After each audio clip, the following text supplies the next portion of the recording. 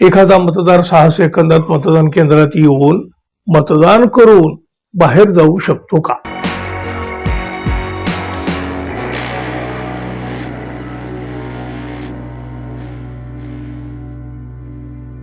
मित्रहो, महाराष्ट्रासह विविध राज्यातील विधानसभा निवडणुकीत मतचोरी झाल्याचा आरोप काँग्रेसचे नेते राहुल गांधी सातत्यानं करीत आलेले आहेत. आता त्यामध्ये आणखी एका राज्याची भर पडलेली आहे. 2024च्या विधानसभा निवडणुकीवेळी रात्रीच्या अंधारामध्ये काय काय कारस्थानं झाली या संदर्भात अत्यंत खळबळजनक दावा करण्यात आलेला आहे. विशेष म्हणजे हा दावा करणारे परकला प्रभाकर हे मोदी सरकारमधील अर्थमंत्री निर्मला सीतारामन यांचे पती आहेत.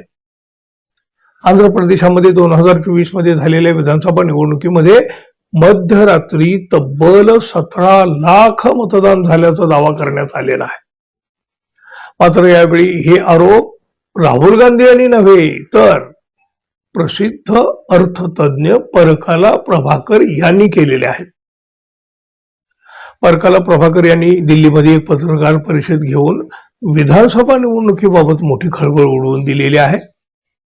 या निवडणुकीमध्ये मुख्यमंत्री चंद्रबाबू नायडू यांच्या नेतृत्वाखालील एनडीएला 175 पैकी तब्बल 164 जागावर विजय मिळवला आहे.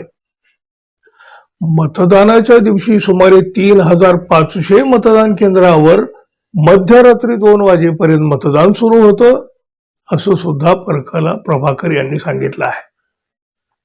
प्रभाकर यांच्या या दाव्यानुसार राज्यात झालेल्या एकूण मतदानापैकी 4.16% मतदान रात्री 11:15 ते मध्यरात्री 2 वाजेपर्यंत झालं. रात्री 8 ते मध्यरात्री 2 वाजेपर्यंत 52 लाख मतदारांनी मतदानाचा हक्क बजावला. त्यापैकी तब्बल 17 लाख मतदान मध्यरात्रीनंतर झालेलं आहे.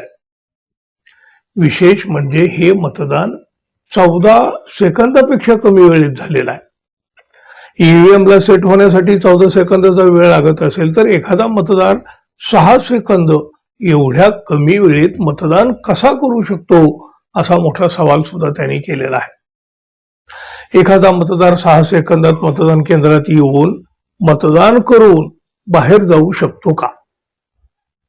रात्री 8 वाजल्यानंतर काहीतरी अनपेक्षित झालं असल्याचा दावा प्रभाकर यांनी केलेला आहे. आंध्र प्रदेश विधानसभा निवडणुकीसाठी मतदान सुरू असताना सायंकाळी 5 वाजता मुख्य निवडणूक अधिकाऱ्यांनी दिलेल्या माहितीनुसार मतदानाची टक्केवारी 64.04% होती.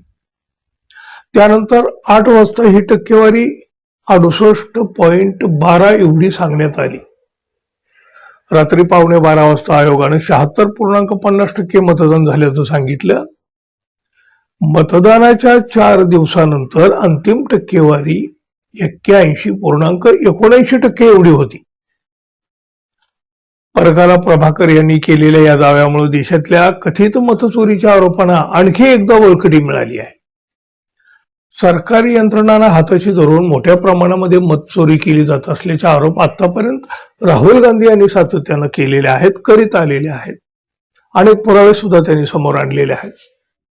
आता मात्र नरेंद्र मोदी यांच्या मंत्रिमंडळातील केंद्रीय मंत्र्यांच्या पतीनेच हा मोठा दावा केलेला आहे. त्यामुळं पुन्हा एकदा देशामध्ये मोठी खळबळ उडाली आहे.